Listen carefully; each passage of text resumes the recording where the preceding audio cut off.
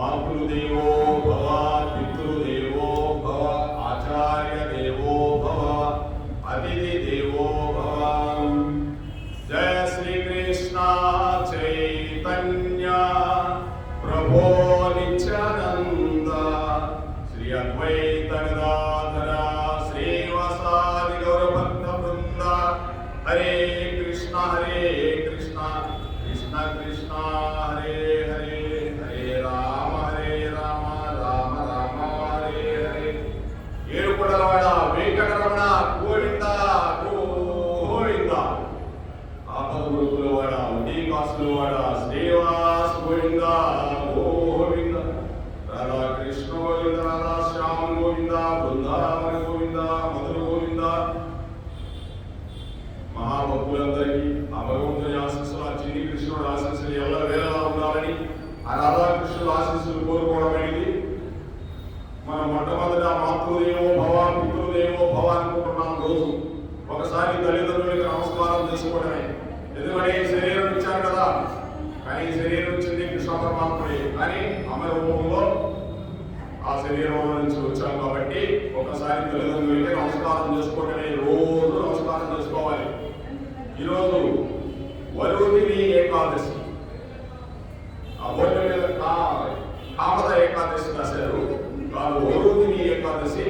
ఈ వరుదిని ఏకాదశి ఎందుకో భగవంతుడు చెప్తూ ఉన్నాడు. ఈ ఏకాదశి మనం ఎందుకు చేసుకుంటామంటే, ఏకాదశి రోజు కానీ ఉపవాసం ఉంటే దాని ఫలితాలు వేరుగా ఉన్నాయండి. ఇది ఇప్పటి నుంచి కాదు, యుగాల నుంచి వస్తూ ఉన్నాయి. ఏకాదశి ద్వాదశి.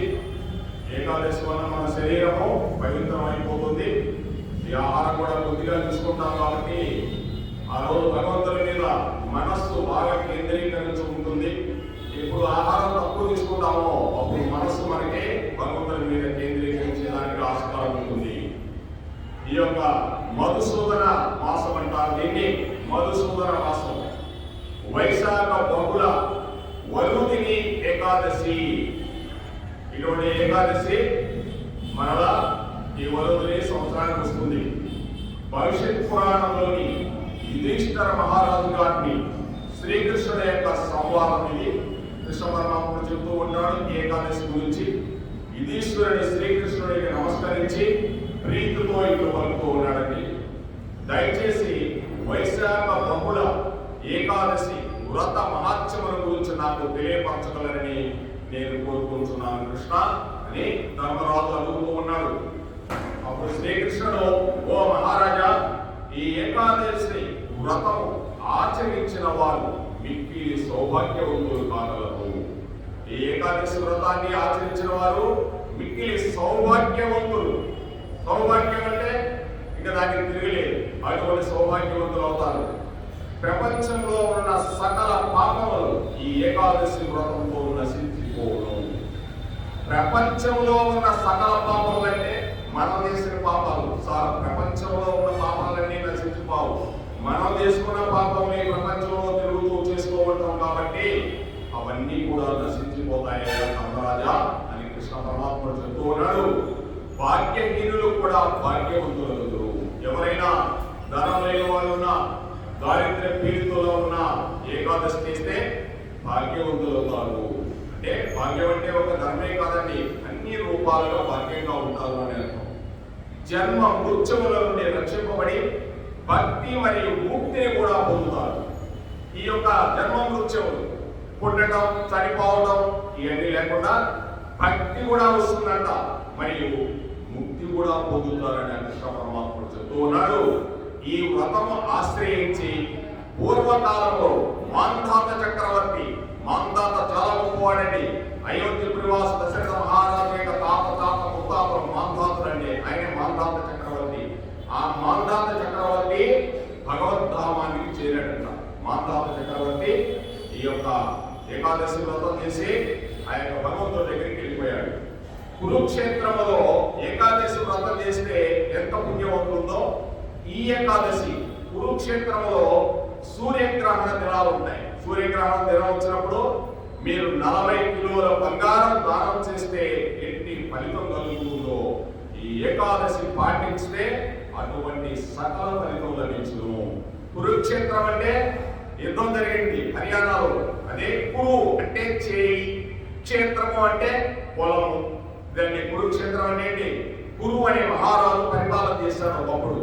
అందుకే దానికి కురుక్షేత్రం అనే పేరు వచ్చింది. కొన్ని వేల ఎకరాలు ఉండేదంట, లక్షల ఎకరాలు. అది కోరుకోరు ఇప్పుడు కురుక్షేత్రంలో 100 ఎకరాలుగా లేదు, అందరూ ఆక్రమించుకొని. అటువంటి కురుక్షేత్రం అంటే చెయ్యి. చెయ్యి అంటే ఏం చెయ్యి? ఈ చేతితో దానం చెయ్యి అదే కురుక్షేత్రము. ఆ కురుక్షేత్రంలో 40 కిలోల దానం చేస్తే ఎంత పుణ్యం వస్తుందో అటువంటి పుణ్యం ఈ ఏకాదశి వ్రతం చేస్తే వస్తుందని కృష్ణ పరమాత్ముడు స్వయంగా చెప్తూ ఉన్నాడు. కురుక్షేత్రం చాలా గొప్పదండి. ధర్మక్షేత్రే కురుక్షేత్రే. అటువంటి ధర్మక్షేత్రం అది సామాన్యమైన క్షేత్రం కాదు.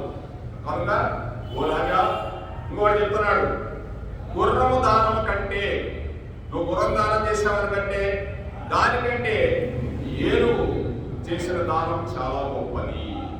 గుర్రాన్ని దానం చేసే బదులు ఏనుగు దానం చేస్తే చాలా గొప్పది అంటున్నాడు. ఏనుగు దానం కంటే భూదానం గొప్పది.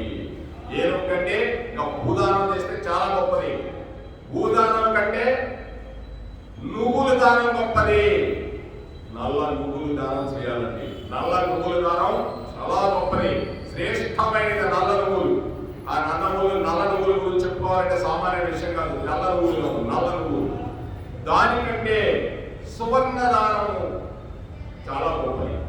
నువ్వుల దానం కంటే ఒక బంగారు ఇస్తే, ఇంత కొద్దిగా బంగారు దానం చేస్తే ఇంకా గొప్పది అంటున్నాడు భగవంతుడు. ఆ సువర్ణ దానం కంటే ఏ దానం గొప్పదంటే అన్నదానం గొప్పది. అన్నిటికంటే అన్నదానము శ్రేష్టమైనది. మన రాజా, ఓ ధర్మరాజా చెప్తూ ఉన్నాడు, ఈ అన్నదానము కంటే మిక్కిలి గొప్ప దానము ప్రపంచమున వేరొకటి లేదని విషయమును శాస్త్రములో చెప్పబడి ఉన్నది. ఎందుకు గొప్పదండి? దానము లోపల అన్నదానం చాలా గొప్పది. అన్నం పరబ్రహ్మ స్వరూపం. మాతా అన్నపూర్ణేశ్వరి భిక్షాంతి గార మహాదేవ శంభో శంకర ఏడుకొండలవాడ వెంకటరమణ గోవింద గోవింద.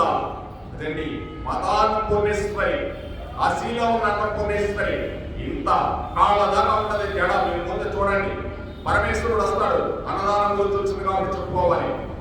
ఆయన కపాలం పట్టుకొని వస్తాడు. మీరు వెళ్తే అన్నపూర్ణేశ్వరి అనే ఒక రూమ్ ఉంటుంది. ఆ రూమ్లోకి వెళ్తే మీరు చూసే ఉంటారు. అమ్మవారు ఈ యొక్క కదరీబంధం అంటారు. కదరీబంధం అంటే జడ ఇక్కడ దాకా ఉంటుంది. అమ్మవారి ఇలా గడ్డి తీసుకొని ఇలా వేస్తా ఉంటుంది. ఆయన కపాలంలో వేస్తూ ఉంటుంది. ఆయన ఎప్పుడు అమ్మ నాకు భిక్ష పెట్టమ్మా అని వస్తాడు. పరమేశ్వరుడు అంతకుడు. ఎందుకయ్యా నీకు భిక్ష? అమ్మా, ఈ యొక్క ప్రపంచంలో ఉన్న సకల భూతాలన్నిటికీ సమయం ఆసన్నమైంది, సమయమైంది, 12 గంటలకు వస్తుంది. కనుక భిక్ష నాకు కొద్దిగా వేస్తే ఈ ప్రపంచానికి నేను పంపిస్తానంటాడు. ఇంకే కాశీలో మాతా అన్నపూర్ణేశ్వరి ఉంది. అక్కడ వేసిన తర్వాతనే అన్ని దేవాలయాల్లో కూడా పెడతారు. అదంటే ఆ పూలు అంతే. ఆ కాశీలో అన్నపూర్ణేశ్వరే ఆ కృష్ణ పరమాత్ముడు. మళ్ళీ వేరుకోవద్దు. ఆ కాశీలో ఉండే పరమేశ్వరుడే కృష్ణ పరమాత్ముడే. అన్ని ఆయన రూపాలే. అలా విస్తరించిపోతూ ఉంటాడు. మీరు నేను అందరం కూడా ఒక్కటే. అదే కృష్ణ తత్వము. ఈ విధంగా అన్నదానం చాలా గొప్పదని తెలుసుకోమంటున్నాడు భగవంతుడు మనల్ని. అందుకోసం అన్నదానానికి ఎంతో మంది ఇస్తూ ఉండాలి.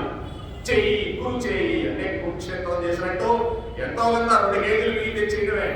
అంతకంటే పుణ్యంగా ఉందని ఎవరు తింటున్నారండి? మనమే తింటున్నాము. అటువంటి అన్నదానం చాలా శ్రేష్టమైనది అని చెప్తూ ఉన్నాడు. ఈ అన్నదానం కంటే మిగిలిన ప్రపంచంలో వేరుపడలేదని విషయం శాస్త్రాల్లో చెప్పబడింది.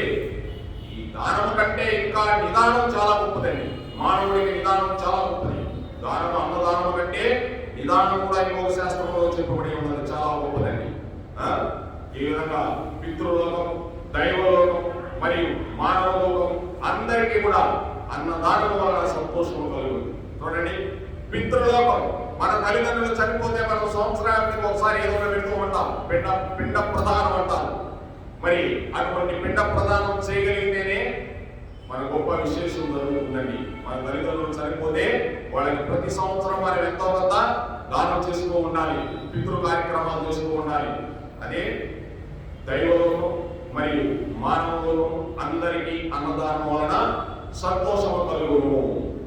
కావున సర్వోత్కృష్ట దాన ఫలితములు ఈ వరుదిని ఏకాదశి యందు కలవు. కనుక ఈ ఏకాదశి యందు ఇటువంటి అన్ని ఉన్నాయా అని చెప్తున్నాడు. అంటే నువ్వేమీ చేయకపోయినా పర్లేదు, ఏకాదశి వ్రతం చేసిన చాలు. కురుక్షేత్రంలో 40 కిలోల బంగారం కూడా నువ్వు పంచనవసరంలా, ఈ అన్నదానం కూడా చేయనవసరంలా, ఏకాదశి వ్రతం చేయి, నీకు మేలు కలుగుతుంది అని కృష్ణ పరమాత్ముడు ఎంత సులువు మార్గాలు చెప్తూ ఉన్నాడో చూడండి. ఒక్కసారి మనం ఆలోచన చేసుకోవాలి. అన్ని సులువు మార్గాలు చెప్తూ ఉన్నాడు.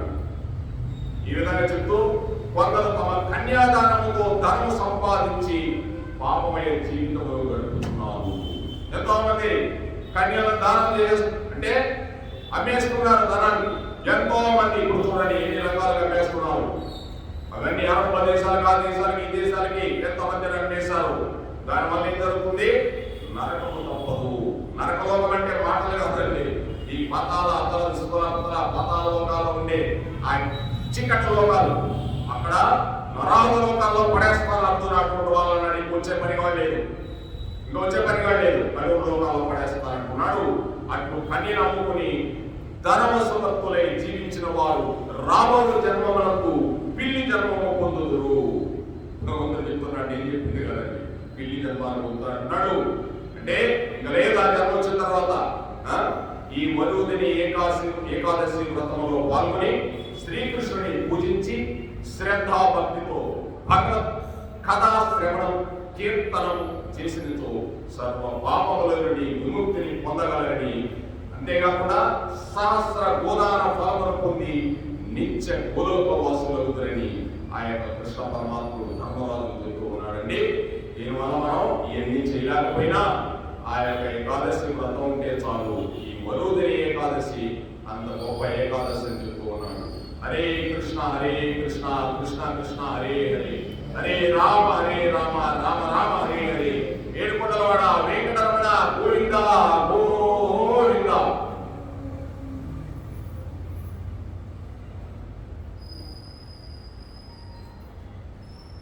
శివాలయం ఫ్యాన్ ఇవ్వ.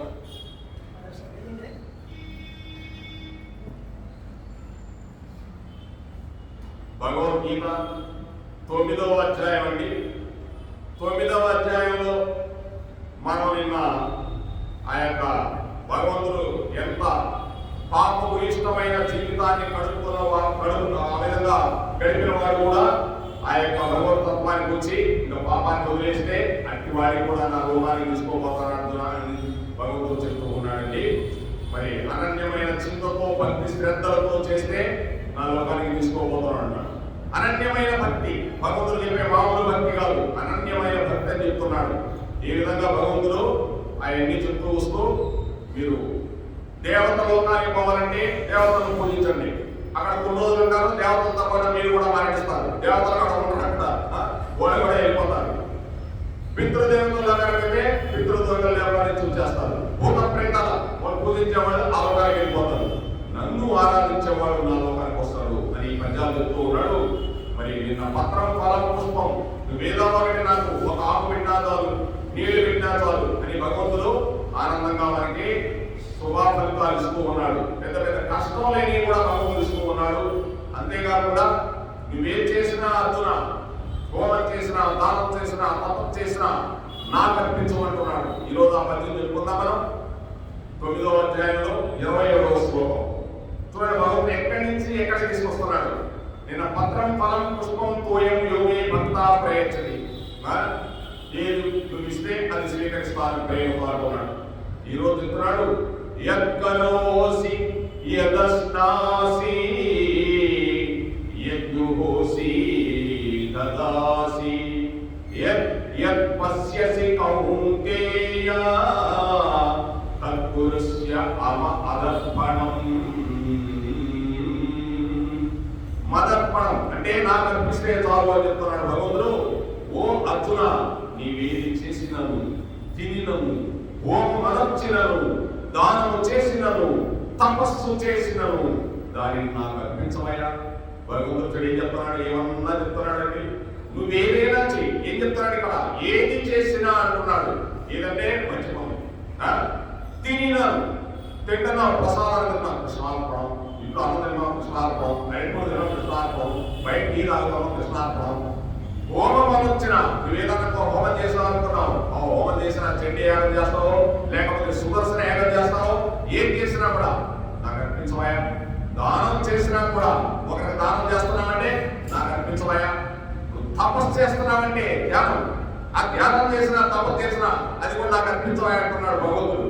నువ్వేమో తీసుకునే దానికి నాకు అర్పించి మొత్తం దానిని నాకు అర్పణ చెయ్యి అని చెప్తున్నాడు భగవంతుడు. దీనిని నిష్కామ కర్మయోగం అంటారు. మనుషుడు తాను చేయి సమస్త కార్యములను ఈశ్వరార్పణ బుద్ధితో కావింపవలెను. ఈ యొక్క మానవ జీవితం వచ్చిన తర్వాత ఏ సమస్త కార్యక్రమాలు చేస్తూ ఉన్నాడో అవన్నీ కూడా ఈశ్వరుడి యొక్క అర్పణ బుద్ధితో, ఈశ్వరుడికి అర్పించేయాలి మంచి బుద్ధితో. నేను చేయడం లేదు ఇవన్నీ, భగవంతుడా ఏం చేసినా నీకు అర్పిస్తున్నాను అని అర్పణ బుద్ధితో చేయాలి. మనం ఒక కొత్త చొక్కా తీసుకుంటే పసుపు పట్టు పెట్టేవాడు ఆ రోజుల్లో. చక్కగా పసుపు పూసి అలా ఇలా పెట్టేవాడు. పెళ్లి కార్డు వేస్తే పసుపు పూసి పెట్టేవాడు. ఈ రోజు పెళ్లి కార్డు వేసిన పసుపు కాదు, ఏదో పుచ్చిదంతా తీసుకొని పూసేసి దానికి ఒక సెట్టు కొట్టి అవి కొట్టి ఈ కొట్టి పంపిస్తున్నారు. పసుపు పూసేవాడు. అంటే చూడండి, ఏం చేసినా కూడా నిత్య కళ్యాణం పచ్చతోరణంలాగా మన పెద్దవాళ్ళు చేసేవాడు. అంటే ఈ విధంగా ఈశ్వరార్పణ బుద్ధితో చేయమంటున్నాడు. మనమేం దీన్ని కూర్చున్నామంటే ఏదైనా భగవంతుడికి అర్పించేటివే. ఫలితముల కోరక కార్యములను భగవత్ అర్పణము చేయవలెను. నువ్వు ఫలితాలు కోరవు, నువ్వే ఫలితాన్ని కోరకుండా నాకు అర్పించి నేను చూసుకుంటా. అంతే కదండి, భగవంతుడు అదే చెప్పేది. నువ్వేం ఫలితాలు కొడతావా, నేను చూసుకుంటా. నువ్వు ఫలితాలు కోరితే వస్తాయా, నమ్మకం లేదు. అట్టు చేయటం వల్ల కలుగు ఫలితము రాబో శ్లోకాల్లో వివరింపబడుతుందంట. నువ్వేదైతే భగవద్ అర్పితం చేయవాలనుకుంటున్నావో అటువంటిది నెక్స్ట్ శ్లోకంలో చెప్తున్నాడు. అట్టివాడు ఆయా కర్మ బంధముల నుండి విడివడి పరమాత్మనే పొందుతున్నాడు. మనము నాది నాది అనుకున్నాం అనుకో, ఏది నాది ఏమన్నా ఉందండి ఇక్కడ? నాది అనేది ఏది లేదు, అంతా నీదే కృష్ణ, అంతా నీదే ఏర్పడవాడా. నాదే ఉంది స్వామి. ఇక్కడ ఈ శరీరం ఇచ్చావు, ఈ శరీరం కూడా నీదే. ఆరోగ్యం ఇచ్చావు, ఈ ఆరోగ్యం కూడా నీదే. అనారోగ్యం ఇచ్చావు, ఈ అనారోగ్యం కూడా నీదే. నాదేది కాదు అన్నప్పుడు ఇంకా ఆయన అనారోగ్యం పడి ఇదేంత అనారోగ్యం కూడా నాకే చేస్తున్నాడు అనుకుని మంచి ఆరోగ్యం ఇచ్చేస్తా ఉంటాడండి. ఇంకోసం అన్ని భగవంతుడికి అర్పించేయడమే మంచి పనులన్నీ. అట్టి వారు ఈ కర్మబంధములన్నీ విడబడి పరమాత్మనే పొందుతున్నాడు. ఆ శ్రీకృష్ణ పరమాత్మనే పొందుతున్నాడు. అతని హృదయం మాలిన్య రహితముగా కాగా పరబ్రహ్మమును సాక్షాత్కరించుతున్నాడు. ఈ యొక్క శరీరమునే, ఈ యొక్క హృదయము మాలిన్యం కాకుండా ఆ పరబ్రహ్మం, ఏ పరబ్రహ్మం అయితే ఉన్నాడో ఆ కృష్ణ పరమాత్మని సాక్షాత్కరింప చేసుకుంటున్నాడు. కాబట్టి ఈ ప్రకారముగా సమస్త కర్మలను భగవద్ అర్పితము చేయటం వలన మోక్ష ప్రాప్తికి, ఆత్మ సాక్షాత్కారములకు సులభ ఉపాయముగా ఉండును. ఇదండి చూడండి, ఇప్పుడు మోక్షము అంటే మనం ఏదో తపస్సు అనుకుంటున్నాం, అవసరం లేదు. భగవంతుడు ఏం చెప్తున్నాడు ఇక్కడ? నువ్వేది చేసినా కూడా సమస్త కర్మలు భగవద్ అర్పితం చేసే, అర్పితం చేసే. ఈరోజు మామిడికాయలు కొత్తగా వచ్చేసే లైన్లోకి, ఈ మామిడికాయలు వస్తానే వెంటనే తీసుకోబోయి ఇంట్లో తినేస్తే ఏమొస్తుందండి? ఈ శరీరంలో కొద్దిగా హుషారు వస్తుందేమో, దానివల్ల ఏమన్నా ఉందా, మళ్ళీ పొద్దున్నే వెళ్ళిపోతుంది అని భగవంతుడికి తీసుకొచ్చి ఇక్కడ ఇచ్చామనుకో, లేకపోతే ఇంట్లో ఇచ్చామనుకో మామిడి పళ్ళు, తర్వాత ఆ పళ్ళు తీసుకొని మనం తిన్నామనుకో, భగవంతుడు ఎంత ఆనందిస్తాడు. ఏ పండు వచ్చినా నాకు పెడుతున్నాడు రావాడు, ఎంత ఆనందమో భగవంతుడికి. ఆయన తింటాడా? ఆయన ఇచ్చే పండు, ఆయన ఇచ్చే చెట్టు, ఆయన ఇచ్చే నీరు, ఆయన ఇచ్చే మట్టి దాంట్లో నుంచి వస్తుంది. అదే భగవంతుడు చెప్పేది. నాకు అర్పించవయ్యా ఏదైనా, నేనేమైనా తీసుకుంటున్నా? నేనేం తీసుకోవడం లేదుగా.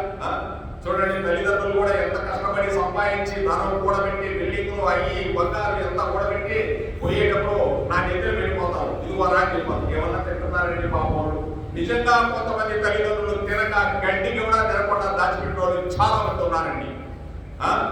లాస్ట్ లో సూపర్ వచ్చి చూడడం కూడా ఎంతో మంది చనిపోయారు. అందుకోసం ఎవరికి అర్పించాలి? మనం భగవంతుడికి అర్పించాలి. ఏదైనా ఆయన కనిపిస్తే అన్ని శుభాలు చేస్తానంటున్నాడు భగవంతుడు. శుభాశుభాలు అని చెప్తున్నాడు. శుభాశుభం అంటే ఇంకా శుభలేఖ, అంతకంటే మించింది లేఖ ఏముందండి? అందుకోసం నువ్వు ఆత్మ సాక్షాత్కారం, మోక్షం కావాలంటే సులభ ఉపాయము అన్ని భగవంతుడికి అర్పించుకోవడమే. తినండి ఆత్మ సాక్షాత్కారం అంటే నువ్వు ప్రతి నిమిషం భగవంతుడు గుర్తుపెట్టుకున్నట్టు, ప్రతి సెకండ్ గుర్తుపెట్టుకున్నట్టే. నువ్వు మెట్టు దిగుతున్నా కూడా కృష్ణ అని గుర్తుపెట్టుకున్నట్టే. ఇంకా ఆత్మ సాక్షాత్కారం రాక, మోక్ష ప్రాప్తి రాక ఏమొస్తుందండి? అదే తపస్సు అంటే. తపస్సు అంటే అదే ప్రతి క్షణం తపస్సు చేయడమే భగవంతుడి మీద. ఈ విధంగా ఏది చేసినను అని చెప్పుడితే, ఏదైనా చేయి అని చెప్పుడితే పాపకార్యములు చేసినను అని అర్థం కాదు. ఇక్కడ చెప్పేస్తున్నాడు మళ్ళీ భగవంతుడు. ఏది చేసినను అంటున్నాడు కాకుంటే నువ్వు పాపకారం చేసినంటే అర్థం కాదు. ఏదైనా పాప కార్యములను భగవంతుడికి ఎవరు సమర్పింపరు. ఎవరైనా సమర్పిస్తారండి పాపకార్యాలు? ఎప్పుడూ సమర్పించరు. అట్లే ఏమి తినను అందుచోట నిషిద్ధాహారము అన్వయించకూడదు. నిషిద్ధాహారములు ఉన్నాయి. నిషిద్ధాహారం ఏంటంటే తమో గుణానికి సంబంధించినవి, మంసాలు ఇటువంటి అన్ని కూడా నిషిద్ధాహారాలు. అటువంటి అన్ని భగవంతుడు పెట్టేసి నీ పెట్టేస్తున్నారు. తినేసేవంటే భర్త కన్నప్ప పెట్టాడు. ఎందుకు? ఆయన పెట్టే తింటాడు. భర్త కన్నప్ప ఏం తెలియదు, అందుకోసం పెట్టాడు కాబట్టి స్వీకరించాడు ఆ పరమేశ్వరుడు. ఆయన భక్త కన్నప్ప కూడా అర్థుడే లెక్క ప్రకారం వస్తే. ఎందుకంటే భగవంతుడు స్వీకరిస్తాడా? ఏమి స్వీకరించడు. అమాయకత్వంలో భగవంతుడికి ఏం కావాలో ఇచ్చాడు. ఆయన ఒక పన్ను తీసుకో, పన్ను పెట్టాలనిచ్చాడు. నేను చేస్తాను పన్ను ఏమన్నా నువ్వు పట్టబడిపోతుంది కాబట్టి అందుకోసం నేను తీరు. ఆయన కన్నప్ప కాబట్టి తీశాడు. అందుకోసం నిషిద్ధాహారం అటువంటి అన్ని కూడా అన్వయించుకోకూడదు అని భగవంతుడే ఇదే చెప్పుకున్నాడు. కర్మ చేయక ఏ జీవి ఉండదు. ఏ జీవైనా ఉందండి కర్మ చేయకుండా? ఏ జీవి ఉండలేదు. ఏదో కర్మ చేయాల్సిందే.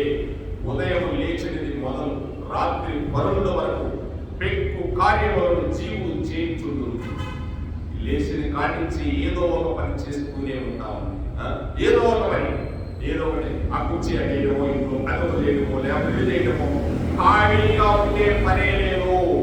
నిద్ర కూడా ఒక కర్మే, నిద్రపోవడం కూడా ఒక కర్మే, శ్వాస పీల్చుకోవడం కూడా ఒక కర్మే. ఇన్ని శ్వాసలు ఉంటాయి. ఈ శ్వాసలు అయిపోతానే నీ కర్మను వదిలించుకొని వెళ్ళిపోవాల్సిందే. శ్వాస కూడా నీ యొక్క ఆయుష్ ప్రమాణాన్ని రోజు రోజుకి తగ్గిస్తూనే ఉంటుందని శ్వాస కూడా అంతే.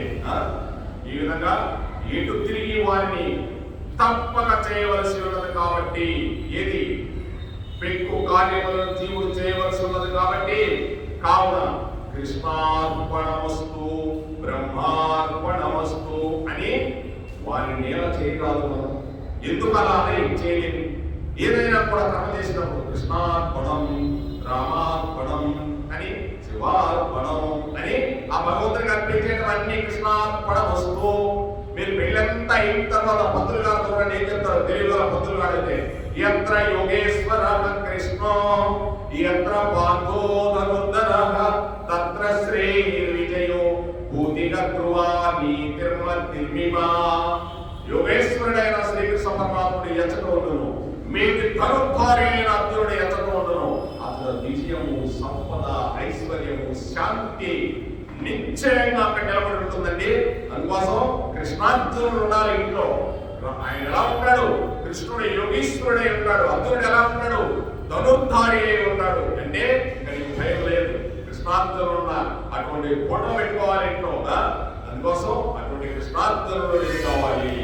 అందుకే ఆ యొక్క భగవత్ అనుగ్రహం సిద్ధించుటకు, కర్మ బంధము తొలుగుటకు రెండు సిద్ధించును. అంటే బ్రహ్మార్పణం, కృష్ణార్పణం. బ్రహ్మార్పణే, బ్రహ్మ అంటే కృష్ణుడే. కృష్ణార్పణమస్తు. ఇవన్నీ కూడా ఆ భగవంతుడికి అర్పణం చేయాలి. ఏదైనా ఒక యోగం చేసినా, యాగం చేసినా, యజ్ఞం చేసినా, చండీ యాగం చేసినా లాస్ట్కి నిజమైన జ్ఞాని అయితే చాలా వరకు చేస్తారు. మొత్తం కృష్ణుడికి అర్పించేసి వెళ్ళిపోతారు. కృష్ణార్పణం అనేసి ఆ పదము వేసేసి ఇంకా ఆయన లెగుస్తాడు. అంతే, ఇంకంతే. ఆ పదం చేస్తేనే సంపూర్ణం, లేకపోతే అసంపూర్ణం. ఎక్కడైనా కూడా 7 గుణాల మీద ఆయన యజ్ఞం చేసినా కూడా సరే కృష్ణుడికి అర్పించవలసిందే. కనుక ఈ యొక్క సిద్ధించుటకు, కర్మబంధము తొలగించుటకు రెండును సిద్ధించును.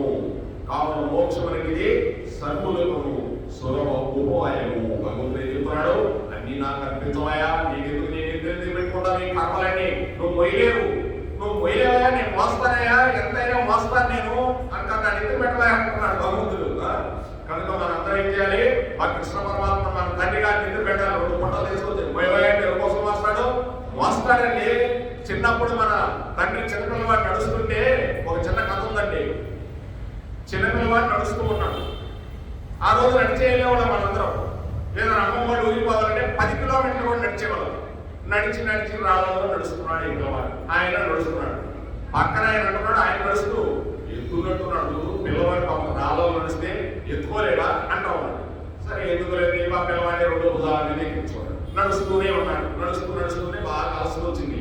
మళ్ళీ ఆయన అన్నాడు, అరే ఎత్తుకినంటే ఎక్కేవరా, మీ నాన్న అలసిపోతుంటే దిగలేవు అన్నాడు. మళ్ళీ దించాడు. చూడండి మానవుడు ఎట్లున్నాడండి, అటు మాట్లాడతాడు ఇటు మాట్లాడతాడండి. అలా ఉంటదండి కనుక కృష్ణుడు అలాంటి వాడు కాదు. అరే నేను ఎత్తుకుంటా రారా, 2 భుజాలు ఎక్కడైనా నేను తీసుకెళ్తాను భూలోకానికి, అనన్యమైన భక్తి పెట్టుకోరా అంటున్నాడు. మరి ఆంజనేయ స్వామి మోస్తున్నాడా లేదా పైన కపిధ్వజమై మోస్తున్నాడు. ఎవరి కోసం మోస్తున్నాడు? రామావతారంలో కాళ్ళ దగ్గర ఉన్నాడు. అక్కడ కాదు ఉండాల్సింది నాయన, నా నెత్తులు రా అన్నాడు. కపిధ్వజమై పైన కూర్చున్నాడు. ఎక్కడ ఎవరు కూర్చున్నారంటే కృష్ణుడు పైన కూర్చున్నాడండి. కపిధ్వజమై జెండాపై కపిరాజు. ఆ విధంగా భగవంతుడు నిత్యం పెట్టుకున్నాడండి. భక్తుల్ని మామూలుగా పెట్టుకోడు. సులభ ఉపాయాలు ఏంటి భగవంతుడు చెప్పండి, ఎంత సులభ ఉపాయాలు చూడండి. అందుకే కొంతమందికి తెలియక ఏదేదో చేస్తుంటారు, ఎన్నెంతో చదువుతుంటారు. విష్ణు సహస్రనామాలు, లలితా సహస్రనామాలు, పారాయణాలు ఎందుకు చేస్తున్నాం? ఇవన్నీ ఉంటది దానికి కూడా, కానీ అర్థం చేసుకొని ఒక్క పదం చేస్తే చాలు. అంటే నువ్వు అర్థం చేసుకోకుండా ఎన్ని చదివినా, ఏం చేసినా కూడా దానికి ఫలితము శూన్యము. ఆ చదివిన చేతి చదువుతారు, తర్వాత తొందరగా అయిపోవాలా. విష్ణు వశంకర భూత పైసలు దీనివల్ల ప్రయోజనం లేదు. భగవంతుడు చెప్పేది, భగవంతుడు ఏం చెప్తున్నాడు? సులభతను చెప్తూ ఉన్నాడు. ఏం చేసినా నాకు అర్పించు, ఏం చేసినా నువ్వు నాకు అర్పించు. బ్రహ్మార్పణం, కృష్ణార్పణం. ఈ విధంగా మోక్షానికి అందరూ అర్హులేనని సులభమైందంతా. అందుకోసమే ఎక్కడ వస్తుందా మోక్షం? మనం తపం చేయాలేమో, లేకపోతే పదాలు చదవాలేమో, ఇవన్నీ కూడా భగవంతుడు చెప్పారు. కుల, మత, జాతి, మత భేదం అన్ని చెప్పాడు. అంతకుముందు ఎవరైనా నా నామస్మరణ చేస్తే చాలు మోక్షం ఇచ్చేస్తారంటున్నాడు. ప్రేమతో చేస్తే చాలు. ఈ ప్రేమ తెలుసుకోవాలంటే ఇప్పుడు భగవద్గీతలో భాగవతం తెలుసుకుంటే తెలుస్తుంది. కానీ ఇంకొకటి తెలియదండి. ప్రేమ అంటే ఏదో ఉన్నామనుకుంటామంటే అలా ఉంటుంది. ప్రేమ అంటే ముఖ్యంగా పని పాటలు చేసుకుని గృహస్థునికి పద్ధతి ఎంతయో సులువుగా ఉంటుంది. భగవంతుడు ఏం చెప్తున్నాడు? పని పాటలు చేసుకునే గృహస్థులకు ఈ యొక్క పద్ధతి ఎంతో సులువు. వంట చేసుకుంటున్నాడు, కృష్ణార్పణం. వంకాయలు పోతున్నాయి, కృష్ణార్పణం. ఇంకోటి చేస్తున్నాయి, కృష్ణార్పణం. అంటూ తోముంటే కృష్ణార్పణం. ఏది చేసినా కృష్ణార్పణం. ఇక ఆ అంట్లు కూడా శుభ్రమైపోతాయి. కృష్ణ పదం వినిందంటే అంట్లు కూడా శుభ్రమైపోతాయి. అది కృష్ణ అనే పదం అటువంటిదండి. ఆనంద నిలయం, అటువంటి ఆనందమైన జీవితం కృష్ణ. ఆ నామమే అటువంటిది. కర్మ కరోమి తత్త అఖిలం శంభోగ ఆరాధనం. ఓం పరమశివ, నేను నడిచినను, కూర్చున్నను, భుజించను, ఏమి చేసినను అది అంతయు నీ ఆరాధనమే అని ఒక భక్తుడు భగవంతుని గురించి పలికిన పలుకులు ఈ సందర్భమున స్మరణీయులై ఉన్నాయి. చూడండి భగవంతుడు ఏం చెప్తున్నాడు? ఏం చేసినా కూడా నువ్వు కూర్చున్నా, నడిచినా, భుజించినా, ఏది చేసినా అదంతయు నీ ఆరాధనే. నీకు ఆరాధన చేసుకున్నానయా అని భగవంతుడు ఆ భక్తుల గురించి ఆ పలికిన పలుకులు. జీవుడు ఏ ప్రకారంగా కర్మలు ఆచరించవలేమో, కానీ ఏది చేసినను చూడండి. కర్మలు ఏ విధంగా ఆచరించాలా? కర్మలు అందుకే ఏం కర్మ చేస్తామయా, ఏం కర్మలో ఈ కర్మలు తగలబడే కర్మలు ఎప్పుడు చూసినా నన్ను అంటుకోనే ఉంటాయంట. చూడండి ఎప్పుడైనా సరే చూడండి, ఇంకేమన్నా మాట్లాడు. కర్మ బాబు, పూర్వజన్మ చేసుకున్న కర్మ. రే పూర్వజన్మ చేసుకున్న పుణ్యంరా, నువ్వు పూర్వజన్మ చేసుకున్న పాపంరా, నీ కర్మరా అంటారు. చూడండి చనిపోయినప్పుడు కర్మ, బతికున్నప్పుడు కర్మ. ఇవన్నీ కర్మని తలగొట్టుకుంటుంటాం. ఏంటిదంతా? అందుకే భగవంతుడు చెప్తున్నాడు, ఏది కొట్టుకోవద్దు. నువ్వు ఏ కర్మ చేసినా నాకు నిజమయ్యా, నేను చూసుకుంటాను, నీకెందుకు బాధ అంటున్నాడు భగవంతుడు. ఈ విధంగా తాను ఏది చేసినను, పూజించినను, హోమము చేసినను, దానం ఇచ్చినను, తపస్సు చేసినను, త్యాగము చేసినను భగవత్ అర్పణముగా చేయవలెను. ఆ భగవంతుడికి అర్పణం చేసేయాలి. అంటే ఆయనకి అర్పణంగా ఇచ్చేయడమే అంటారు. ఊర్పదం ఈయన అర్పణంగా చేతులు పెట్టేస్తారా అని అంటారు. ఇదే అర్పణంగా భగవంతుడు చేతులు పెట్టడమే. ఏమన్నా ఉందండి, ఏమన్నా ఇస్తున్నావా కృష్ణ పరమాత్ముడికి? 2 అరటి పళ్ళు తెస్తే 1 అరటి పళ్ళు కృష్ణుడికి ఇస్తారు, ఒక అరటిపండు మనకి ఇస్తాడు. ఒక కొబ్బరికాయ కొడితే ఒక చెప్ప ఆయన తీసుకుంటాడు, ఒక చెప్ప ఆయనకి ఇస్తాడు. ఆ చెప్ప తీసుకోపోయి ఎదురుగా అభిలాష సోదరులు అనుకుంటాడు పూజారి గారు. ఏమన్నా అర్థం అవుతుందండి? అయ్యో తింటున్నాడా మన తండ్రి గారు కృష్ణుడు? ఏమీ కరడండి పాపం. ఎంత గొప్పవాడండి, ఎంత మంచివాడండి. అటువంటి భగవంతుడు వదులుకుంటే ఎలాగండి? మరి వెంకటేశ్వర స్వామి 7 కొండల మీద ఉన్నది. ఎంత నీళ్ళని చేస్తున్నారండి, ఎన్నిళ్ళు అనిపిస్తున్నారండి. ఏమన్నా ఒక లడ్డు తింటున్నాడు ఆ స్వామి? ఎప్పుడన్నా చూసావా? లేదు. అలా చూస్తున్నాడు అంతే, చూసేసి మనకు పంపిస్తున్నాడు. అంతా మనమే తినేస్తున్నామండి. భగవంతుడు తింటున్నాడా అంటే మనలో ఉన్న ఆత్మే భగవతత్వము. అంతా భగవంతుడు తినేస్తున్నాడండి. గుర్తుపెట్టుకోండి, ఎవ్వరూ తింటంలా ఇక్కడ. ప్రతి ఒక్కడు భగవంతుడిలో తినేస్తున్నాడు ఏ ఆహారమైనా. అందుకే అన్నదానం చాలా శ్రేష్టమైనది. నువ్వు తింటే భగవంతుడు తిన్నట్టే, నీ తింటే భగవంతుడు తిన్నట్టే, కుక్క తింటే భగవంతుడు తిన్నట్టే. ఏది తిన్నా ఆకలి ఆకలి ఆకలి. ఎవరు ఆకలి అంటున్నారు? లోనే జీర్ణాశయం భగవంతుడే. ఆ జీర్ణాన్ని కదిలించేది కూడా భగవంతుడే. ఆ జీర్ణం అంటే ఆ వేడినిచ్చేది కూడా. వేడి లేకపోతే ఆహారంగా ఉండదండి. వేడి పుట్టిస్తేనే లోన ఆకలి అవుతుంది. అందుకే బాగా ఆకలి అయినప్పుడు తెలియదనుకో మనం, ఆ వేడి ఏమవుతుందంటే కొన్ని రోజులకి గ్యాస్ అంటే ఆ వేడి ఏమవుతుందంటే ఆ జీర్ణశక్తిని చంపేస్తుంది. అందుకే గ్యాస్ అంటారు, గ్యాస్ రూపంలోనే ఆ వేడి పగ మండిస్తుంది. అందుకే ఆకలి అయినప్పుడు కడుపులో పగ మంట వస్తుందా, తొందరగా తినాలయా అంటారు చూడండి. ఎవరు తింటున్నారండి? ఈ మంట ఏంటి, తినడం ఏంటి, పోవటం ఏంటి? ఒక్కసారి అర్థం చేసుకోండి. భగవంతుడు ఎంత సృష్టి చేశాడండి ఈ శరీరానికి. ఎన్ని రంధ్రాలు ఇచ్చాడండి? 9 రంధ్రాలు ఇచ్చాడు. మాయదానే మనలా పండిరా, ఈ మాయదేహం 6 చక్రములతో అమలేయున్నదిరా. ఈ మాయదేహం 6 చక్రాలు ఉన్నాయి, 6 రంధ్రాలు ఉన్నాయి. ఎన్ని చక్రాలు, ఎన్ని రంధ్రాలు, ఎన్ని అవయవాలు పెట్టాడు భగవంతుడు. ఏ అవయవం పడికి రాకపోతే డాక్టర్ దగ్గరికి పరిగెత్తా. మరి భగవంతుడు ఇచ్చిన ఇన్ని అవయవాలు మనకంత పరిశుభ్రంగా ఉంచుకోవాలండి. అంటే భగవంతుడు ఏ ఆహారాన్ని తినమన్నాడో ఆహారాన్ని తినాలి. అదే ఈనాడు ఏకాదశి. అటువంటి ఆహారాన్ని తింటే మరలా భగవతత్వానికి వెళ్ళిపోయి ఇంక ఈ శరీరం తీసుకోవడం, ఈ శరీరం ఉంచుకోవడం, ఇవన్నీ తలా నింపండి. నిజంగా ఒక పూట స్నానం చేయకపోతే రోత, ఒక పూట అన్నం తినకపోతే ఆకలి. ఇటువంటి శరీరాన్ని ధరించాలి మనం. ఈ శరీరాన్ని భగవంతుడికి అర్పించేసి ఇక మరలా శరీరాలు బావని వెళ్ళిపోతూ ఉండాలి. ఈ విధంగా అట్లు చేయటం వల్ల కలుగు ఫలితమే. అట్లు చేస్తే ఫలితం ఏమొస్తుంది? కర్మబంధ విముక్తి. ఇలా చేయగలిగితే ఏమవుతుంది? కర్మబంధ విముక్తి. తానేది చేసినను, బలి పూజించినను, హోమం చేసినను, తపస్సు చేసినను, దానం వరచినను భగవద్ అర్పణం చేసేయి. దీనివల్ల ఏమవుతుంది? కర్మబంధ విముక్తి. నీకే కర్మ తగులుకోవండి. కర్మ తగులుకుందంటే పుణ్యం కూడా కర్మే. గుర్తుపెట్టుకోండి, నువ్వు ఎంత పుణ్యం చేసినా మళ్ళీ వచ్చే జన్మలో నువ్వు అనుభవించాల్సింది. అందుకోసం పుట్టిస్తాడు భగవంతుడు. మళ్ళీ ఆ పుణ్యం కోసం కూడా నాకు వద్దు స్వామి, ఈ పుణ్యం వద్దు, పాపం వద్దు, అన్ని నీకే అర్పించేస్తున్నాను. అది అలా భగవంతుడు చెప్తూ ఉన్నాడు. కాబట్టి భగవంతు ప్రాప్తి ఎలా కలుగుతుందంటే ఈ విధంగా కలుగుతుంది. ఎంత ఈజీగా చూడండి. అందుకే అయ్యా నాకు మనసు బాగలేదు, భగవంతుడు ఎలా కనిపిస్తాడు? భగవంతుడు ఎలా కనిపిస్తాడేంటి? ఇంకో భగవద్గీత చెప్తున్నాడు కృష్ణ పరమాత్ముడు, నువ్వేం చేసినా నాకు కనిపించవయా? అప్పుడు నేను కనిపించినట్టే నీకు. ఒకరికి ఆకలి అవుతుంటే నువ్వు అన్నం పెట్టావనుకో ఎంత ఆనందం అండి. ఆకలి అయ్యేవాడు అన్నం తింటుంటే నువ్వెంత ఆనందించవచ్చు.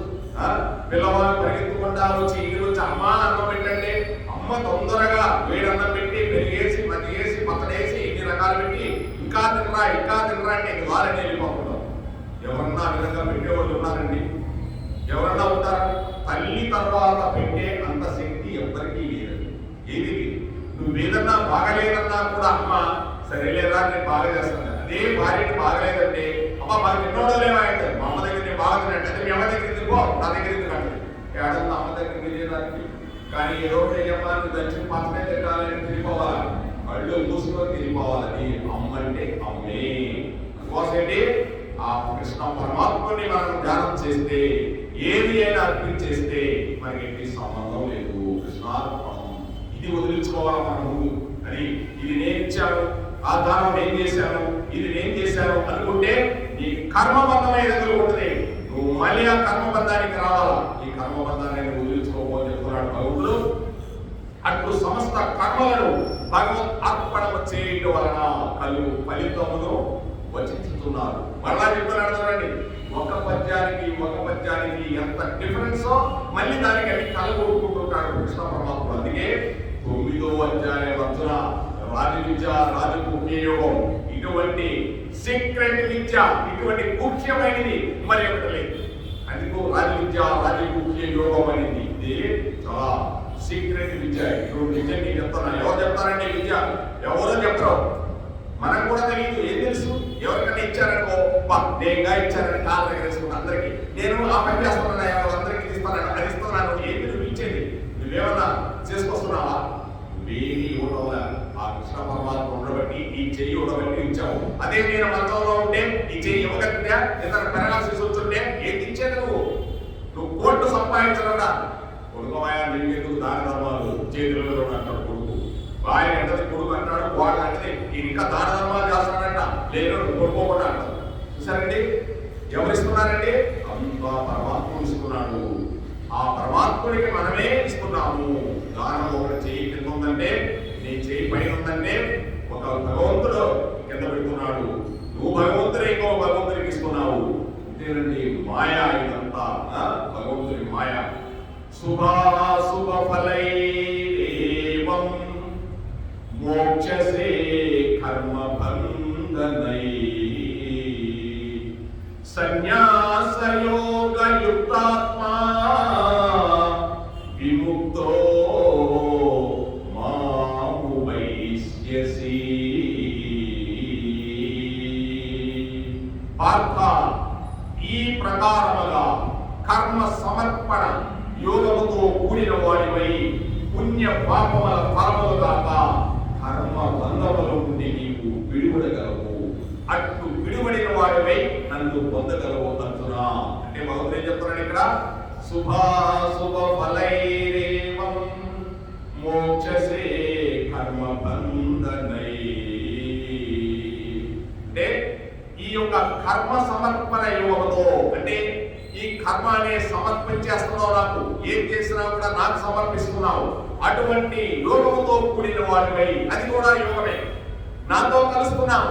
అందుకే కదండి రాజవిద్య రాజముఖ్య యోగం, అర్జున విషాద యోగం, సాంఖ్య యోగం, కర్మ సన్యాస యోగం, విజ్ఞాన యోగం, ఇవన్నీ కూడా సన్యాస యోగం. యోగము అంటే కలుపుట, రెండు కలుపుట, నాతో కలుస్తున్నావు. ఆ యొక్క కర్మ సమర్పణ యోగంతో కూడిన వాడిపై పుణ్య పాప ఫలములను కూడా కర్మ బంధముల నుండి నీ విడివడగలవు. ఎప్పుడైతే ఈ కర్మ బంధాల నుండి నాకు సమర్పిస్తున్నావో, ఈ పుణ్యము పాపము కూడా నిన్ను అంటకుండా నీవు విడిపడగలవు. నువ్వు ఎప్పుడైతే నేను ఇస్తున్నావు అనుకుంటే బంధించేసినట్టే నిన్ను. నువ్వు ఆవుని పెట్టేస్తున్నావని చెప్పుకున్నావు అనుకో, నిన్ను బంధించేస్తున్నట్టే. అంటే మరి నువ్వు ఆవులుగా ఉంటారా? మరి ఎవరైనా పెళ్లి చేయాలా? అందుకోసం నువ్వు కర్మబంధాన్ని నేను పట్టుకో, నాకే సంబంధం లేదు కృష్ణ అని కృష్ణుడు అర్పించేయడమే. అట్లు విడిపడిన వాడివై నన్ను పొందగలవయ్యా అర్జున. ఆ విధంగా విడిపడిన వాడివై నన్నే పొందుతావు. నీకెందుకు ఇవన్నీ? నువ్వేమైనా తెచ్చుకున్నావా? నువ్వేం తేవడాలా? ఇక్కడ ఆ శరీరం కూడా తేవడాలా? ఇంకెందుకైతే నీకు అంత ఈజీ కాదండి. నేను చెప్తున్నాడు, బహునాం జన్మనామంతే జ్ఞానవాన్ మాం ప్రపంచతే సర్వం వాసుదేవమయమని. ఎన్నో జన్మల సంస్కార పరము వలన, కోట్ల జన్మల నుంచి వస్తున్న పరంపర వలన ఒకానొక మాత్రమే యథార్థముగా తెలుసుకుంటాడు. ఏమని? ఇదంతా వాసుదేవమయం, అంటే ఇదంతా కృష్ణమయం. ఎవ్వడు లేడు ఇక్కడ, మొత్తం కృష్ణమయం, వాసుదేవమయం తెలుసుకుంటాడు. అట్టి వాడు నా లోకానికి వస్తాడు అర్జున. అటు వాడు కోట్లలో ఒక్కడ దొరుకుతాడు. అంటే వాడు జ్ఞానం పొందిపోయింటాడు. బహునాం జన్మనామంతే మాం ప్రపంచతే జ్ఞానవాన్. అటువంటి జ్ఞానాన్ని పొందుతాడు. కొన్ని కోట్ల జన్మల నుంచి వచ్చి అటువంటి జ్ఞానాన్ని పొంది ఇదంతా వాసుదేవమయం అని తెలుసుకొని నా లోకానికి వెళ్ళిపోతాడు. ఇంకోటి పల్లె ఇక్కడ తెలుసుకున్నాడు, జ్ఞానం పొందేశాడు. అటువంటి జ్ఞానం అంటే ఏంటండి? అంతా నీలో ఉండే కృష్ణుడు, నాలో ఉండే భగవంతుడు అందరం ఒకటే. మీకింత పెడితే నాకెంత తీయగా ఉంటుంది, నాకెంత పెడితే ఎవరు తింటున్నారు? ఇదంతా అంతా మన కృష్ణ పరమాత్ముడే తింటున్నాడు. ఎవరు తింటుకోలేదండి, ఎవరు తింటుకోలేదు కనుక ఇవన్నీ నాకు అర్పించబోయే అంటున్నాడు. క్రిందటి శ్లోకంలో చెప్పబడిన సర్వ కర్మ ఫల త్యాగములకు భగవత్ అర్పిత కర్మకు ఫలమిచ్చడం చెప్పబడుతున్నది. ఇక్కడ ఫలం చెప్తూ ఉన్నాడండి. నువ్వు ఇందాక ఇచ్చిన దాని గురించి కృష్ణుడికి ఇచ్చేసావు, కృష్ణార్పణ అని. ఆ ఫలితాన్ని ఇప్పుడు చెప్తున్నాడు. నువ్వు ఇచ్చిన దాని వల్ల ఏం ఫలితం వస్తుందో చెప్తున్నాడు. సన్యాసం అనగా కర్మ ఫల సన్యాసం అని అర్థం. అంటే సన్యాసము, న్యాసము అంటే నువ్వు ఏమీ లేదు ఇంకా. అంటే సన్యాసం అంటే సన్యాసం ధరించడం కాదు. సన్యాసం అంటే ఇది కూడా నువ్వు అర్పించేస్తున్నావు. ఇంకా నేనేమి లేదు ఇక్కడ. సన్యాసం స్వీకరించడం అంటే అదే, నువ్వు నాకు అర్పించేస్తున్నావు. కర్మలను చేయించు, వాడిని నాకు అర్పణ చేయము. కర్మలు చేస్తూ నాకు అర్పణ చేయి అని చెప్తున్నాడు. ఈ విధంగా భగవానుడు చెప్పినందువల్ల సన్యాసం అనిపించట ఫల త్యాగమే అర్థమవునని, కర్మ త్యాగము కాదు. ఈ విధంగా నువ్వు అర్పణ చేస్తే కర్మ త్యాగం కాదు, ఫల త్యాగం వస్తుంది నీకు అని చెప్తున్నాడు భగవంతుడు. ఫలితం అంటే నీకు ఇంకేం అవసరం లే. ఫల త్యాగం అంటే ఇక భగవంతుడి దగ్గరికి వెళ్ళిపోవడమే. ఈ ప్రకారముగా సమస్త కర్మ ఫలములను భగవత్ అర్పణను చేయడం వలన జీవుడు శుభాశుభల రూప కర్మ బంధముల నుండి విముక్తుడై పరమాత్మను పొందగలనని ఇక్కడ వచించబడినది. శుభాశుభ ఫలై భగవంతుడు నోటిందండి. శుభాశుభై శుభాశుభ, అందుకే శుభలేఖ చూడండి. ఇక్కడ శుభ ఎక్కడి చూసిన ఈ పదాలన్నీ అన్ని భగవద్గీతలో నుంచి రావాల్సిందేనండి. శుభాశుభ ఫలై, ఇటువంటి శుభాశుభ ఫల రూప కర్మ బంధముల నుండి విముక్తుడై పరమాత్మను పొందగలడు. ఇటువంటి శుభాశుభాలన్నీ నీకు ఇంకా అవసరం లేదయా, నన్ను కొద్దిస్తామని చెప్తున్నాడు భగవంతుడు. ముక్తుడై అని చెప్పగా విముక్తుడై అని చెప్పడం వలన నువ్వు ఇక్కడికి విముక్తుడైపోతున్నావయా. ఇంకా మళ్ళీ రావు, వెళ్ళిపోతున్నావయా. అట్టి వాడు కర్మ బంధముల నుండి పూర్తిగా విడుబడని అర్థమవుతున్నది. ఏముందండి, చాలా సింపుల్ కదండి. ఏదైనా కానివ్వండి, మన ఇంట్లో వ్యవహారం కూడా కానివ్వండి, కృష్ణార్పణ. మనకు అనవసరం, కృష్ణుడు ఇచ్చాడు, కృష్ణుడు వెళ్ళిపోవడమే అంతే. మనం ఏమైనా సంపాదించుకున్నావా? ఇదంతా ఇవన్నీ మనయా. నువ్వు వచ్చేటప్పుడు ఏమైనా తెచ్చావా? మధ్యలో వచ్చి మధ్యలో పోయి ఇల్లు కట్టుకుంటున్నామంటే ఇంటికి రా ఎక్కడి నుంచి వచ్చింది? ఆదివరాస్వామి భూదేవి ఆదివరాస్వామి మట్టిలో నుంచి ఇంటికి రాయిని తయారు చేసి ఇంట్లో పెట్టుకుంటున్నావు. ఎవరిచ్చారు ఇదంతా? భూమా ఇస్తూ ఉంది ఆదివరాస్వామి కృష్ణ పరమాత్ముడు కనుక ఇదంతా నీకే స్వామి. ఇది కూడా మట్టే, ఎంతసేపు అయినా రుద్దు మట్టే. గోల్డ్ సోప్ వేసుకుంటూ కాసేపు అయితే మట్టే, కాసేపు అయితే మళ్ళీ వాసన చూసుకో గంపే. శరీరం అంటే ఇదంతా వాసన. ఈ వాసనా శరీరం, ఈ వాసనా శరీరాన్ని ఆయన కల్పించి వెళ్ళిపోవడమే. ఎందుకు ఈ శరీరాన్ని తగిలించుకోవడం? బొమ్మలు తగిలించుకోవడం ఎందుకంటే ఈ శరీరము మనకి కర్మ బంధాల నుండి పూర్తిగా విడుదల అచ్చులా చెప్తూ ఉన్నాడు. సామాన్యంగా అంటే వాసనలంటే నేను చెప్పేది, వాసనలంటే మన కర్మలు ఎన్ని కోట్ల జన్మలన్నీ వస్తున్నాయో వెనక ఆ వాసనలన్నీ వదిలేవయ్యా. నా గురించి ఆలోచించి అనన్యమైన భక్తితో ఆ వాసనలన్నీ నిన్ను భస్మీపటలం చేసేస్తానంటున్నాడండి భగవంతుడు. ఈ విధంగా చెప్తూ సామాన్యంగా ప్రజలు మోక్షము మోక్షము అని చెప్తున్నాడు. చూడండి, మోక్షం అంటే ఏదో చెప్తూ ఉన్నాడు. మోక్షం కావాలయా, నాకు మోక్షం కావాలయా అనుకుంటారు. ఆ మోక్షం యొక్క అర్థమేమి? బంధ విమోచనమే మోక్షము. ఈ బంధాల నుండి విమోచనం చేయని ఒక ఆవు కానీ గేదెలు కానీ కట్టేస్తామని అది గొలుగు తిప్పుకోవాలని ఎంత ట్రై చేస్తుందో చూడండి. ఆ బంధ విమోచనాన్ని తప్పించేవాడు ఎవరో? ఆ కృష్ణ పరమాత్ముడే. అందుకే అన్ని పలుగులతో కట్టేశారు గోకులంలో, అన్ని ఆవులు కట్టేశారు. కృష్ణుడు చూశాడు, మీ సంగతి చెప్తాను, దూడలక పారిపోకుండా మీరే మొత్తం తాగేస్తారా, అమ్ముకుంటారా అని చెప్పి ప్రతి ఇంటికి పోయి ఆ పొలుగు విప్పేశాడు. వచ్చారు మొత్తం విప్పేసి మొత్తం పాతేసి. అంటే అర్థం ఏంటంటే, నువ్వు సంపాదించుకుని నువ్వు ఒక్కడనే దీన్ని అనుభవించొద్దు అనుకుంటున్నావా? అర్జున, కుదరదు. నీ మొత్తాన్ని నేను హరింపజేస్తాను. ఎవరికో ఒకరికి నువ్వు పెడుతూ ఉండటమే నీది కురుక్షేత్రం. గురు చెయ్యి. భగవంతుడు ఎక్కడి నుంచి ఎక్కడ తీసుకుంటున్నాడో చూడండి. భగవంతుడు చెప్పిన చాలా తత్వం ఉంటుందండి. ఆ ఆవు పాలు తీసుకుపోయి నువ్వు అమ్ముకుందాం అనుకుంటున్నావా? దూడకి నుంచి దూడ కాస్త చేపించిన తర్వాత దురుగు వస్తానే నోటికాడ తీసేస్తున్నావు. అంటే ఈ సంపద అంతా నువ్వు ఒక్కడే తీసేసుకుందాం అనుకుంటున్నావా? మొత్తం మొత్తాన్ని పనిచేస్తారంటున్నాడు భగవంతుడు. కనుక ఎంతమంది ఎంత సంపాదించుకొని గూడులు కట్టుకొని మిషన్లు కట్టుకొని ఫ్యాక్టరీలు కట్టుకొని ఎంత సంపాదించినా కూడా ఎవరి దగ్గర నిలవదండి. లక్ష్మీదేవి వెళ్ళిపోతూనే ఉన్నది. కనుక ఓళ్ళు అవుతాయి, బళ్ళు అవుతాయి. గుండ్లు తేలేను, పెండ్లు మునిగేను అన్నాడు బ్రహ్మగారు. గుండ్లు తేలుతాయి అన్నాడు, పెండ్లు మునుగుతాయి అన్నాడు. పెండ్లు ఎక్కడైనా మునుగుతాయని రాబోయే రోజుల్లో పెండ్లు మునుగును, గుండ్లు తేలును అన్నాడు. అంటే ఉన్నవాడు లేనివాడు, లేనివాడు ఉన్నవాడు అయిపోతారు కొంటారా అని చెప్పాడు. చెప్పలేదు బ్రహ్మగారు కాలంకారంలో చెప్పాడండి. మామూలుగా చెప్పాల. ఒకసారి కక్కయ్య గారు వెళ్ళాడు.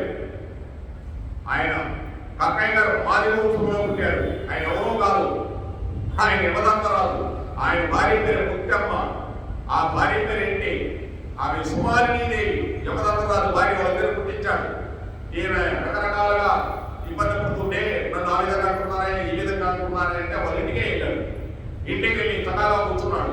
కూర్చొని నాయన మా ఇంట్లో కూర్చోకూడదు, స్వామి పెద్దవాడు అన్నాడు. ఏ కూర్చుంటే తప్పేంటి అన్నాడు. వెళ్ళాడు. ఇప్పటికీ ఉంది హరిజనవాడు ఉంది, అక్కడ ఉంది చూశాను నేను. వెళ్ళిన తర్వాత ఏమి నీవేమైనా గాలి పీలిస్తే గాలి దేవుడు నువ్వు రానంటున్నాడా? ఏమో నువ్వు వంట చేస్తే అగ్ని దేవుడు మండనంటున్నాడా? నువ్వు దున్నితే పొలం దున్నితే దున్నని అంటున్నాడా? పంటను అంటున్నాడా? నువ్వు పంట వేస్తే ఆకాశం వెక్కి చూస్తే ఉందంటుందా? నువ్వు నీళ్లు తాగితే నీళ్లు తాగుతుందా? పంచభూతానికే లేదు నాయన, మీకెందుకు నాయన ఈ యొక్క మీ భగవంతుడు అప్పుడు వర్ణిస్తాడండి. బ్రహ్మగారు సామాన్యంగా ఇవ్వదా, అయితే మాకు ఎదింతేనా స్వామి అంటాడు. ఒక్కసారి చూసి రాబోయే రోజుల్లో మీరే రాజ్యాలు పరిపాలన చేస్తారు, బ్రాహ్మణులు పీఠాలు, మాలలకు మంచాలు, కాలజ్ఞానం చూసుకోండి ఉంది కాకపోతే మీరే రాజ్య పరిపాలన చేస్తారన్నారు. ఈ రోజు రాజులు ఎవరు, రాజ్యాలు ఎవరివి, పరిపాలన ఎవరిది? చూడండి ఆశ్చర్యం. అంటే పెండ్లు మునిగేను, గుండ్లు తేలేను అన్నాడు. వాడి వీడైపోతాడు, వీడు వాడైపోతాడు కోటి అన్నాడు. ఒకటే మాట చూడండి. పిల్లల్ని చూసేవాడు పక్కింటివాడు ఏమైపోతున్నాడు, కోట్లు సంపాదించేస్తున్నాడు, ఈ ఉన్నవాడే వెళ్ళిపోతున్నాడు. ఆశ్చర్యం అండి. లేకపోతే ఈ భూములంతా ఏంటి? విక్రమనామ సంవత్సరంలో ఎగురు దిగుడు భూములు సమానం అవుతాయి అన్నాడు. నేను ఎన్నిసార్లు చదివాను. విక్రమనామ సంవత్సరం 2005లో వచ్చింది. 2005లో దాకా పెద్ద రేట్లు లేవండి, అప్పుడప్పుడే వస్తూ ఉన్నాయి. ఎగుడు దిగుడు భూములు అన్నాడు. అంటే మన పల్లెటూరుకు పోయి అరే ఇది ఎక్కడ ఉంచకుండా అంటే ఇప్పుడు అది ఒకప్పుడు 1000 రూపాయలు అంటే అయ్యా ఇది 1 కోటి రూపాయలు అంటాడు. ఎందుకు పనికిరాదండి? ఎగుడు నోటి చెప్పేస్తారు. అలా అయిపోయింది ప్రపంచం. ఆయన వెళ్ళిపోతూ అన్నాడు. చూడండి ఎక్కడ చూసినా రేట్లు, ఎక్కడ చూసినా ఇది కోసం భగవంతుడు ఏం చెప్తున్నాడు? బంధ విమోచన చేసుకో. ఇవన్నీ నీ కాదు. ఎక్కడి నుంచి ఎక్కడ పోయావండి? ఇవన్నీ నీ కాదు.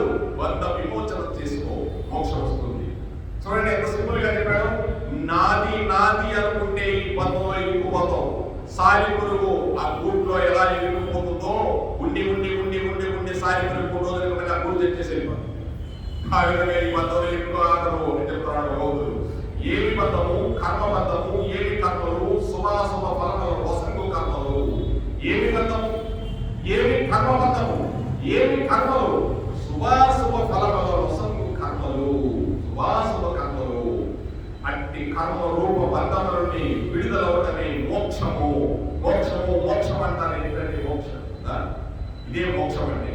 ఎవరు వాళ్ళకి అర్థం చేసుకుంటే ఏ బంధాల నుంచి మనకు విడుదల కావాలో ఆ బంధాల నుంచి మనం విడుదలైపోవాలండి. అంతేగాని ఏ బంధము ఉండదండి. ఇక్కడ అయ్యింది సన్యాస యోగం చేయాలగా కర్మ ఫలములను ఈశ్వర అర్పణ మనర్చుట ద్వారా లభించుతున్నది.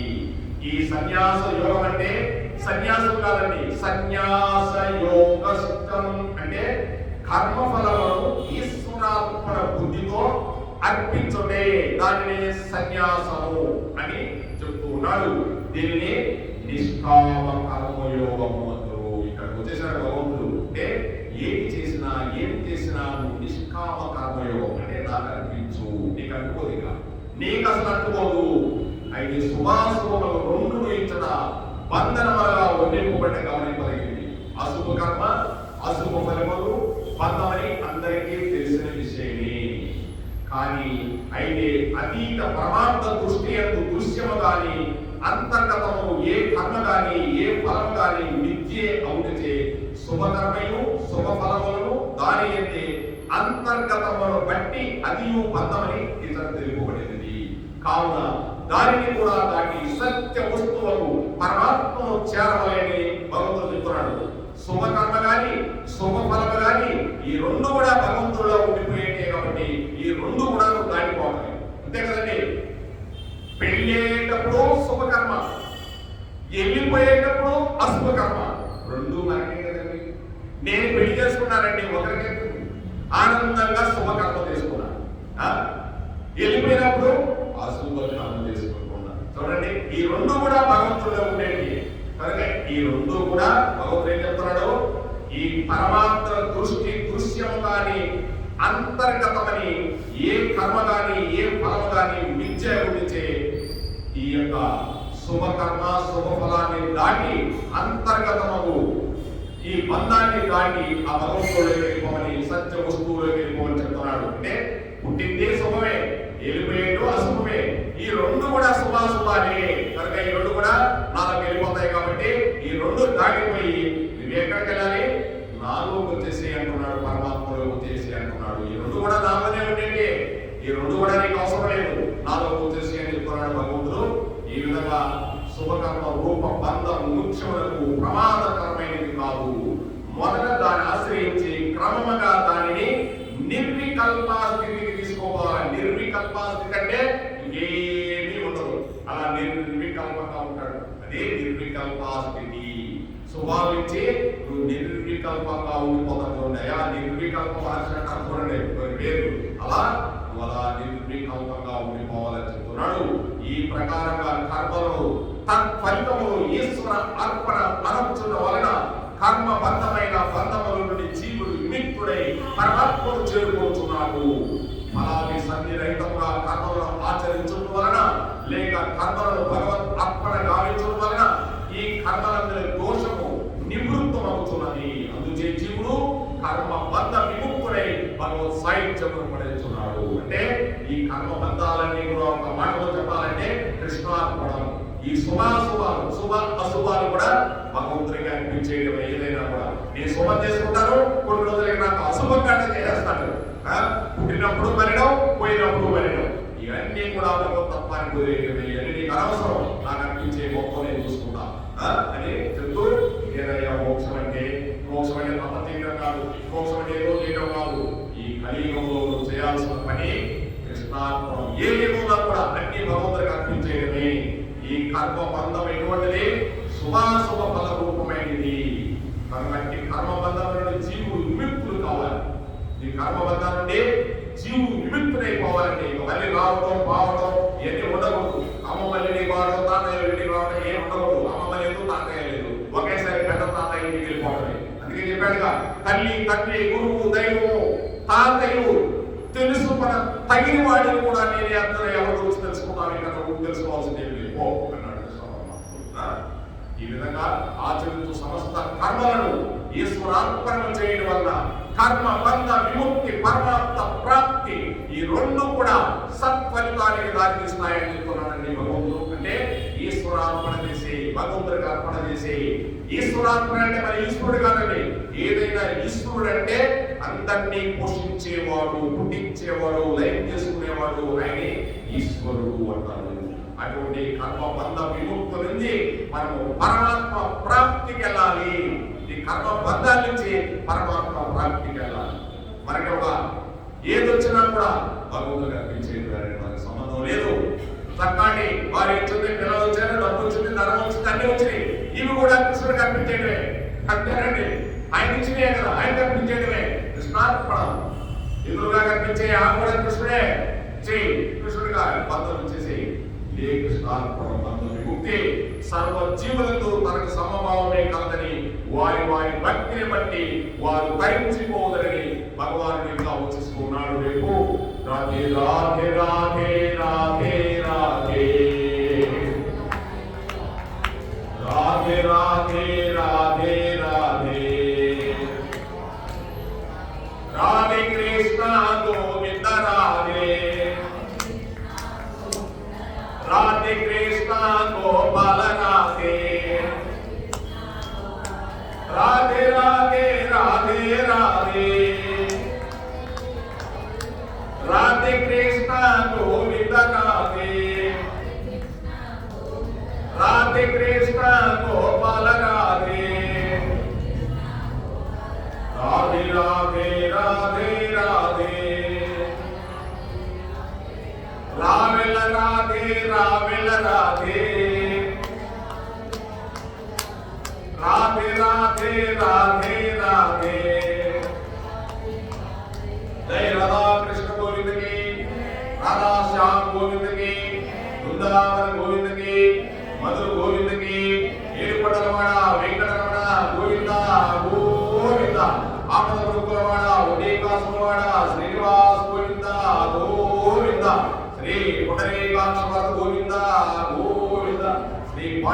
జగన్నాథ గోవింద గోవింద, రుక్మిణీ విఠల్ గోవింద గోవింద, ముని మహారాజ్ గోవింద గోవింద, మహాభక్త బృందం గోవింద గోవింద, గోపాల ప్రభు గోవింద, శివభక్త బృందం గోవింద.